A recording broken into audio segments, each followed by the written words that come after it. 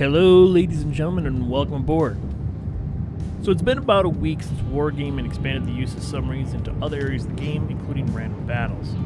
There have been a lot of opinions on this, ranging from totally happy down to deeply salty. I've even heard some people refuse to play the game again until they are removed, although that was said in chat during a match, so take that how you will. Submarines have been present in ranked and co-op battles for almost 2 months, and Wargaming says that they are listening to our feedback. Based on that information, they include a number of changes in Update 10.9. The first was the addition of anti-submarine weapons to all Tier 5 through 10 cruisers and battleships, except for hybrids and the Dutch cruisers.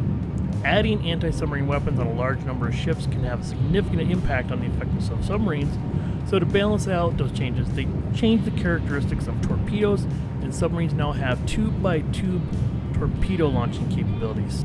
They claim that tube-by-tube torpedo launching will allow for more dynamic gameplay and better control over the number of torpedoes launched during an attack. To encourage submarine captains to use sonar pings for better accuracy, the width of the torpedo launch sector has been increased. German subs were weaker compared to American submarines in terms of damage, apparently historically. To even that out, they increased the maximum damage and the chance to cause flooding from torpedoes launched by German submarines. It appears that Wargaming has decided to shift the German subs to a more long-range gameplay by increasing the range of the torpedoes, while reducing the range of the American subs to keep them more effective in short and medium-range battles. I don't know if those are good ideas. This decision doesn't make any sense to me, honestly. In 10.8, they increased dive capacity depletion, which significantly affected how comfortable it was to play submarines, and it also impacted their effectiveness. To make detection of submarines impact their gameplay less, they reduced the dive capacity depletion rates when submarines are detected in the most recent update. I've included a link in the description below to the page for more specific changes they made, but I'll summarize them here. For German subs, the U-69 torpedoes have a range of 6 to 11 kilometers and a damage up to 7.5 thousand. The U-90, which is Tier 8, torpedoes have a range of up to 12.5 kilometers and around 8,000 damage. The Tier 10 U-2501 torpedoes have a range of 14 kilometers and the same damage as the Tier 8.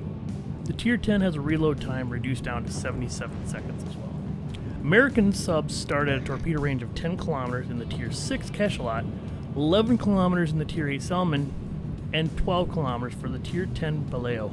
The AI subs in co-op and training battles will now be more effective to prevent situations where the battle takes too long because we had to go find and destroy the enemy submarine if they were last in the ship.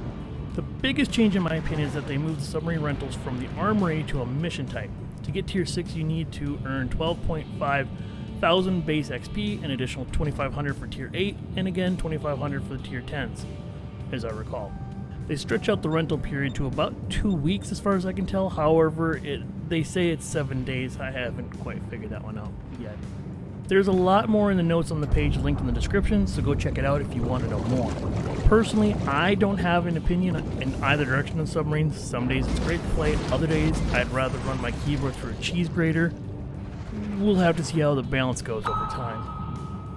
But what do you think of submarines? Have you played them? Hate them? Love them? I want to hear your thoughts by telling me in the comments below. And while you're heading that way, please give me a like and click subscribe to help me out. I'll see you all later. This is the Bosun going ashore.